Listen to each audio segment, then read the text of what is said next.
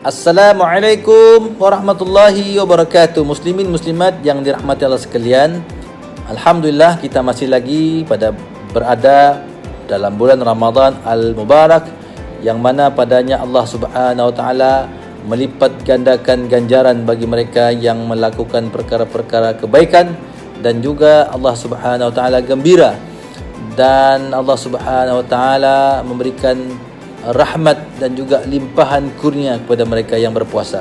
Muslimin muslimat, pada kesempatan ini kita ingin berkongsi beberapa perkara yang boleh membuatkan puasa seseorang itu rosak ataupun terbatal. Antara perkaranya ialah makan dan minum dengan sengaja. Jika seseorang daripada kita makan dan minum dengan sengaja, mungkin lapar ataupun sakit perut ataupun apa-apa juga alasan ataupun gastrik, maka puasanya itu tetap batal dan ianya wajib mengqadakannya.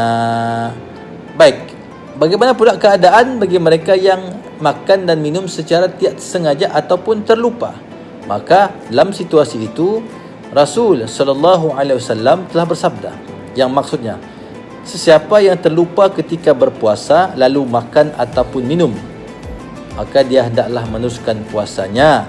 Maksudnya dia berhenti ketika dia ingat, dia hendaklah berhenti makan dan minum dan dia meneruskan puasanya, kerana Allah sendiri telah memberi makan dan minum kepadanya. Hadis riwayat Al-Bukhari dan Muslim.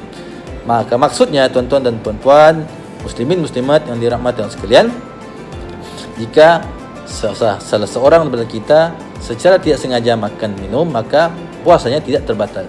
Baik, situasi yang kedua, perkara yang boleh membatalkan puasa ialah keluar darah haid dan nifas. Maka situasi ini khusus berlaku kepada wanita sahaja. Jadi apabila seorang wanita mengalami haid di siang hari pada bulan Ramadan, walaupun hanya beberapa ketika atau di saat ingin berbuka sekalipun, puasanya tetap dianggap terbatal. Maka pada ketika itu dia haruslah berbuka dan perlu mengqadanya pada hari ataupun waktu yang lain. Kerana sebuah hadis daripada Aisyah, yang mana beliau pernah ditanya mengenai keadaan wanita haid, adakah dia perlu mengqada puasa atau hanya mengqada solatnya? Maka jawab beliau, yang maksudnya kami, yakni isteri Nabi sallallahu alaihi wasallam, juga pernah mengalami perkara itu. Oleh itu kami diperintahkan mengqada puasa, tetapi tidak disuruh mengqada solat. Hadis riwayat Muslim. Sesiapa sahaja yang mengalami situasi itu, maka dia wajib mengqada puasanya. Baik tuan-tuan muslimin muslimat yang dirahmati Allah sekalian, situasi yang lain yang membolehkan puasa seseorang itu terbatal ialah muntah.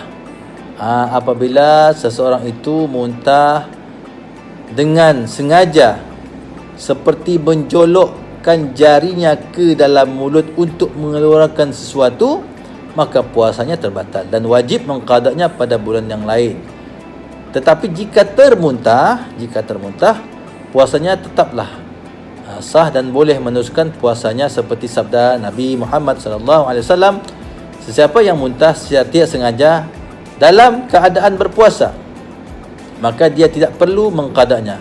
Tetapi sesiapa yang sengaja memuntahkannya, dia wajib mengqada puasa. Hadis sahih riwayat Abu Daud. Baik muslimin muslimat yang dirahmati Allah sekalian, situasi yang lain di mana perkara yang boleh membatalkan puasa ialah berjima' pada siang hari. Berjima' pada siang hari, saya rasa ini telah kita bincangkan pada situasi ataupun tazkirah kita sebelum ini. Antara yang boleh membatalkan puasa seseorang itu ialah gila. Gila yang berpanjangan, gila atau pingsan sekiranya berlaku sepanjang hari dan dia tidak sedar walaupun satu saat, maka batallah puasanya. Begitu juga murtad, iaitu keluar daripada Islam.